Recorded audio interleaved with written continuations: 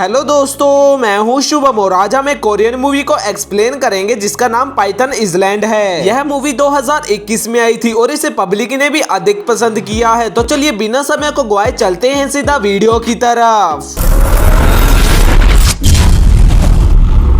Movie की शुरुआत कुछ आदिवासियों से होती है जो कि एक छोटे लड़के को अजगर का शिकार बना रहे थे, लेकिन तभी उस लड़के की आंख खुलती है और वह सुबह को नाव पर अपने चाचा के साथ पाता है। आपको बता दें कि उस छोटे लड़के का नाम राहुल था और वे दोनों वहां पर मछली पकड़ रहे थे। इस दौरान वे दोनों नरभक्षी द्वीप पर पहुंच जाते हैं, लेकिन जब राहुल का चाचा वहां से जाने लगता है तो राहुल अचानक से कहीं चला जाता है, जिसे देखने के लिए जब राहुल का चाचा जाने लगता है तब उसे बहुत बड़ा सांप दिखाई देता है, जिसे देख करके वह डर जाता है और नाव लेकर के वहां से भाग निकलता है और जल्दी उसके माता पिता को भी सब कुछ बता देता है। इसके बाद हमें राहुल दिखाई देता है जो कि जंगल में इधर उधर घूम रहा था, लेकिन अचानक से वह एक गड्ढे में गिर जाता है और एक जाल में फंस जाता है। इसके बाद हमें राहुल के माता पिता दिखाई देते हैं जो कि नरभक्षी द्वीप पर जाने लग रहे थे, जिनके साथ टोपा और उसके 2 लोग साथ थे, लेकिन वे तीनों उस नरभक्षी द्वीप पर पहुंचने के बाद वहां के पेड़ पौधों को तोड़ने लगते हैं, जिसके कारण वहां पर एक बहुत बड़ा सांप आता है और टोपे के दोनों दोस्तों को खा जाता है और वह सांप राहुल के माता पिता पर भी हमला करता है, जिससे बचकर राहुल के माता पिता एक गुफा में आ जाते हैं, जहां पर राहुल एक जाल में फंसा हुआ था जिसे वे आजाद करवाते हैं। जिसके तुरंत बाद वहां पर बहुत सारे सांप आने लगते हैं। अब वे सभी झाड़ियों की मदद से गुफा से बाहर निकलने की कोशिश करते हैं, परंतु राहुल उस गुफा से एक अंडे को उठाकर अपने बैग में डाल लेता है, जिसके थोड़े समय बाद वे सभी बाहर निकल जाते हैं और गाँव पहुँच जाते हैं। लेकिन राहुल की माँ को सांप ने काटा था तो वह अपना दम तोड़ देती है और उस गाँव पर बहुत सारे सांप भी हमला कर देते हैं। इसके थोड़े समय बाद हमें राहुल दोबारा से दिखाई देता है जो कि उस अंडे से एक अजगर को निकलते देखता है, जिसका नाम वह आकाश रखता है, लेकिन जल्दी उसके पिता को आकाश के बारे में पता लग जाता है। तब राहुल उसे लेकर घर से भाग जाता है और पास की झील पर उसे छोड़ देता है और वह अजगर सभी सांपों के साथ वहां से चला जाता है।